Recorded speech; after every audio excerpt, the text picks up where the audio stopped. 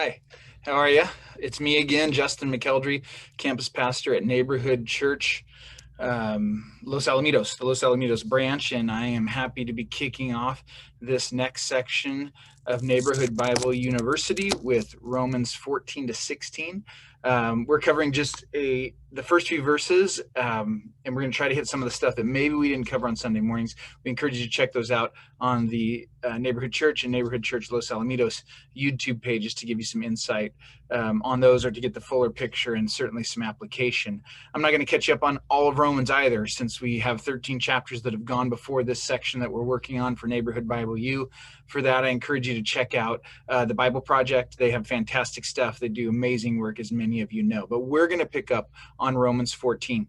And if you know a little bit about Romans, you may be tempted to think we've missed all the good stuff. And let's be real, there's some amazing stuff in Romans 1 to 12 and 13 also. But don't sleep on Romans 14 to 16. We're going to see some amazing things here, particularly about how to live unified in difficult times, which is always timely, and certainly, at least at the time of this recording, incredibly timely. And so before we get to Romans 14, though, I want to take a moment to look at Romans 13 to frame our context a little bit, because there's a key passage in Romans 13 that's going to help us understand what Romans 14 is all about. So I'm going to try and share a screen with you.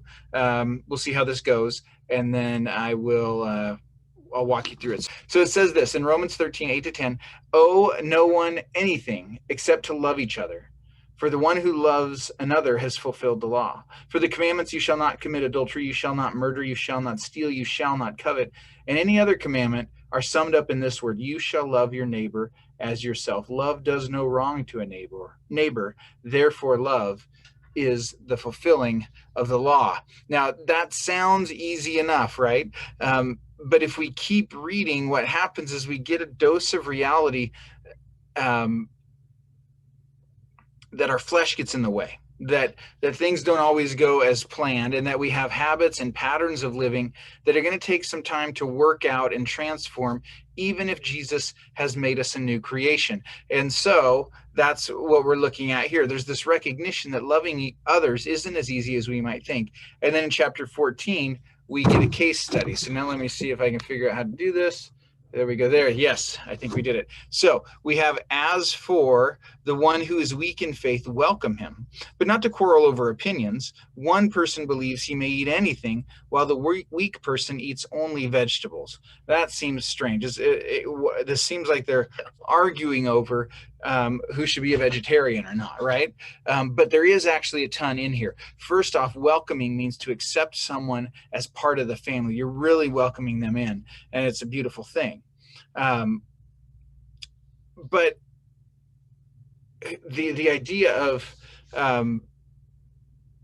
there's more to it than just welcoming over what kind of food you eat. There's this huge cultural tension that Paul is trying to overcome. The weak here are most likely Jewish Christians like Paul in the Roman church, who, after realizing that Jesus is the Messiah, they've maintained traditions that, as they look into their scriptures and they see how much of Jesus is looked forward to in their traditions, they're just amazed. And it's this beautiful thing, a beautifully enriching thing to them.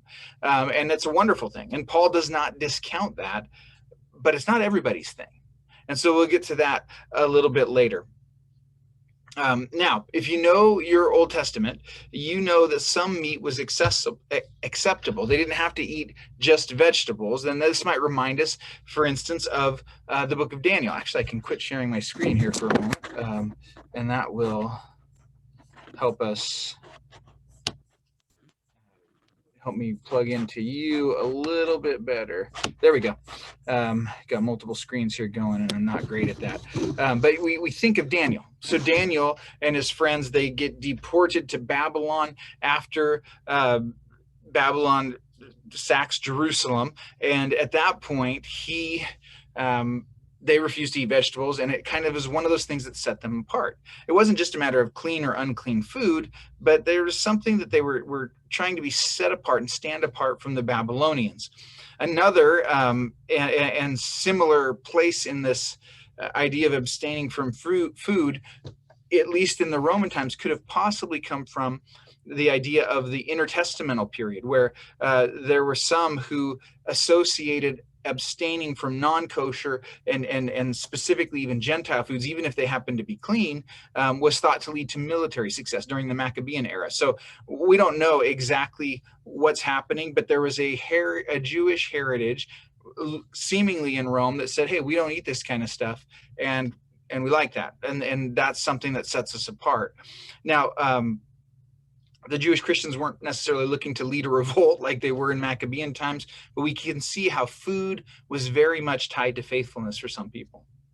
Now, it's important to note here what Paul means by weak when we hear about the strong and the weak that we just read about in verse 2.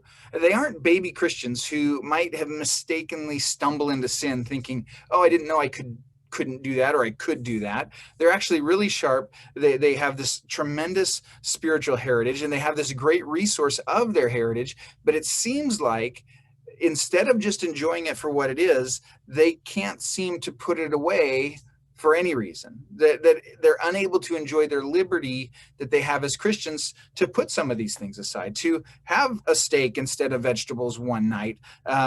Not so much that it's tied up in their salvation, but that they just don't feel that freedom. And Paul says that they should be set free from that. But if they're not, it's not the end of the world. Now, it isn't tied to salvation. They're not saying anyone has to go through these things in order to be saved, because Paul is really clear on that earlier in Romans. In the book of Galatians, he really nails down on the fact, and he's not afraid to smack people around, proverbially speaking, if they mess up and bring the law or bring works into salvation. So it's not about that, but we're looking at some kind of preferences here. That's the weak. They're caught up in their preferences, and they're kind of bound by them, even though they're pretty beautiful things in some regard. The strong, on the other hand, they don't feel beholden to these customs, and so they're welcome to do what they want.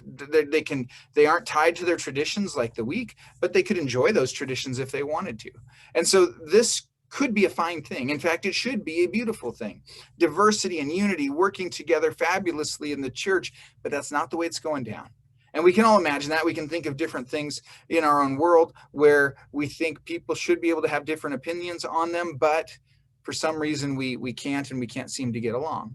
Well, these differences here aren't seen as the kinds of things that enrich. Instead, they're threatening at some level. And so these two groups are really starting to be at odds, and they're really starting to develop negative views of each other. And we see that in Paul's prohibition to each of them. So let me share my screen again. Let not the one who eats despise the one who abstains, and let not the one who abstains pass judgment on the one who eats, for God has welcomed him.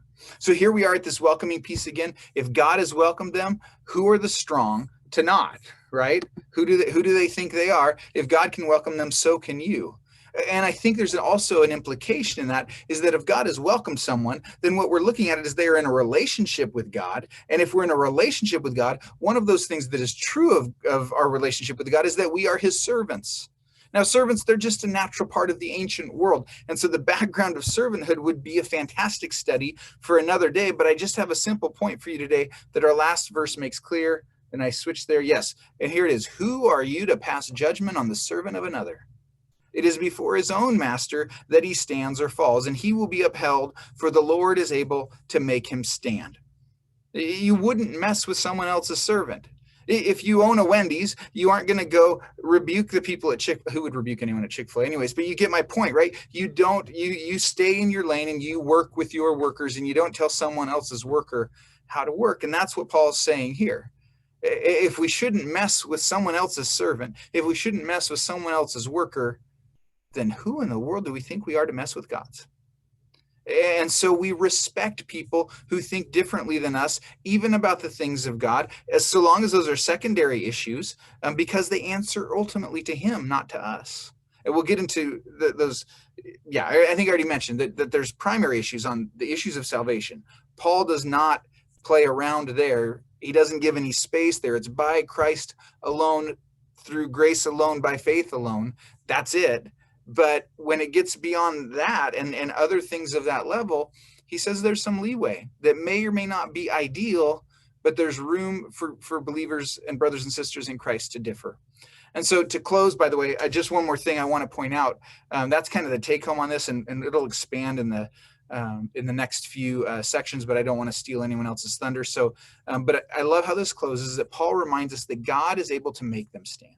And so we're navigating in this section and over really the next several sections, these ideas of how do we practice faithfulness as Christians, and what do we do and not do? And that can very much focus on our practice. And so in that, and some of what we see here is this pride in ourselves, this despising of others, and it can lead to that kind of thing. And so we always need to come back to the fact that we only stand because God makes us stand. And that is the work of God's grace in our lives. And so as we figure out how to navigate all of these things in terms of the practical Christian living, let us not lose sight of the fact that all of this is a gift from God. Our salvation is a gift from him by grace through faith, and that alone. So we want to keep our eyes on that as we figure out how to navigate these things. So grateful you gave me your attention today.